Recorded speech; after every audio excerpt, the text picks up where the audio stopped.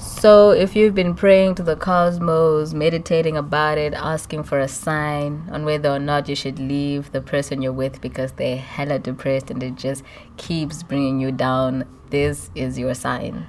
Today, the cosmos is speaking through me to tell you to leave immediately if you can. But if you're not ready to let it go and are willing to give it another try, watch this video till the end.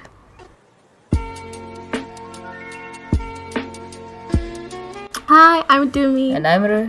And we are Rumi. And we make content that's centered around learning and unlearning things when it comes to life and love. Yeah, we've been together for around 4 years and we are also mentally ill. So today we're going to be addressing what it's like dealing with a partner when they're going through their depressive episode.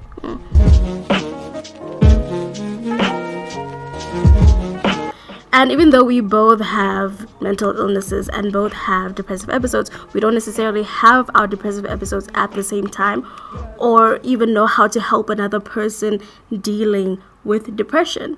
And this is because our mental illnesses are different. Yeah. Which brings us to our first point, which is understanding your partner's mental illness. Yeah. And not just understanding it from a textbook perspective, but more on a personal level, which means that after you read this textbook definition and understanding what this thing is, you don't necessarily project everything that you've read onto your partner because every mentally ill person deals with things differently. Yeah. So you need to get that information firsthand from your partner when you're trying to understand how they cope, what their triggers are, if they have any, and how you can best help them. Yeah, well said. Yeah, it's very important to allow your partner to verbalize what they're experiencing. And once they do come to you and open up about what they're going through, believe them. It's very important to believe in what they're saying. Like, yeah, you could have really put in that work in researching and doing all these things and you've watched all these videos. But at the end of the day, their lived experience is their lived experience and it's a very personal thing. So whatever they tell you, it's best to just believe them. Take their word for it because no one else can speak on what they're going through except them. I can't say I speak for all mentally ill people, but at some point during my mental health journey, I felt like I was crazy. Like I didn't believe I was mentally ill, even though I was showing all the symptoms. Yeah. And it was very hard for me to believe myself. It was very hard for me to believe that I was mentally ill and believe that I was actually going through this. So it can be really hurtful if the people you are trying to communicate with don't believe you.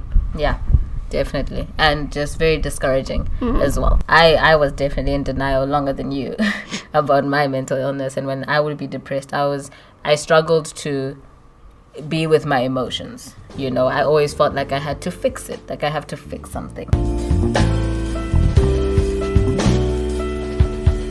Which brings us to the next point of you can't fix it. That's a very harsh reality to come to terms with, especially if you really, really love this person and you want to do everything you can in your power to make them better. You can't.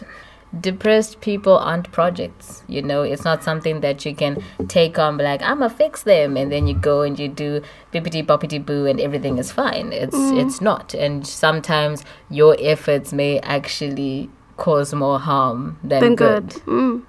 So with that being said, here are a few things you should probably avoid saying to a mentally ill person. The first one that I'm going to mention is one that I hate with all my heart.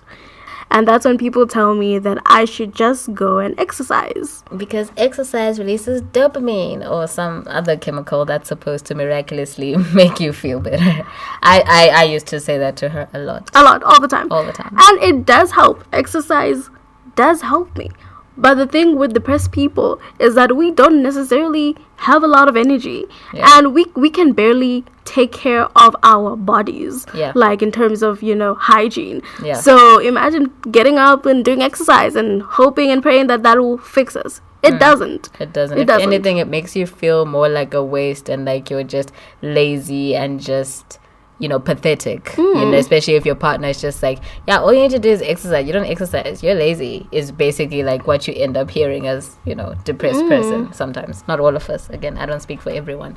But it can be translated into that. It can just be fixed if you weren't lazy and pathetic. It's really important to not try to be Bob the Builder to fix these things. You're not. She said Bob the Builder. Don't be Bob guys. the Builder. You're not Bob the Builder. You're not Bob the Builder. Another common thing I used to say to her a lot was, you just need some sun. You need sun and fresh air. That will cure everything. And yeah, it might make you feel better, but depression is a chemical imbalance in the brain, and I'm not sure what Hotep book I got it from, right? But they lied to me. The sun doesn't fix everything. And black people do need sunscreen. Just thought I'd put that in there, because that was another hard thing for me to learn. Yeah. But I digress. And it's also important not to guilt your partner into doing these things that might serve as helpful. They don't need that. They don't need that extra pressure from you to be mentally okay. It doesn't help. Yeah, it really doesn't help. It ends up being a spiral of like worthlessness and just more depression. So maybe instead of trying to force your partner to do things, try communicating with them, try talking to them, figure out what they need in this moment, if they need anything, and instead of suggesting things like, let's go for a walk, the sun will be that, maybe just be like, oh, let's watch a movie. And if they're not comfortable with that, try finding other ways to spend time with them in ways that they'll be comfortable but also be okay. And even if it's nothing, then believe them. They don't want to do anything. Leave them alone. Yeah. Right? But on that point of talking to them and getting to the root of what's going on and just getting them to open up, it can be repetitive. Actually, it will be repetitive. If you're planning to be with this person for a long time, the same issues are going to keep coming up over and over again. And you might feel like, but we dealt with this 3 months ago. Why is this coming up again? Because right now I feel like this. I do feel like this. And I guess not shaming them or getting really upset when they do repeat themselves, because that really is what they are going through, and if you do shame them into like, why are you always, focusing on this one thing that you did and, 20 why are you so negative? Why are you so negative and stuff? It may lead to them closing up and creating more distance between you and them, because the truth is you don't understand. And you might never understand exactly what that moment they keep repeating, really meant to them. And it's not your depression to fix. It's not about you. So if they want to say the same thing over and over again and you actually want to be supportive, don't bring them down about repeating the same thing over and over again. Well, that's what repeating means. So them repeating things might be really frustrating, and you really could end up fighting each other, and being really mean to each other, even though you do come from a place of love.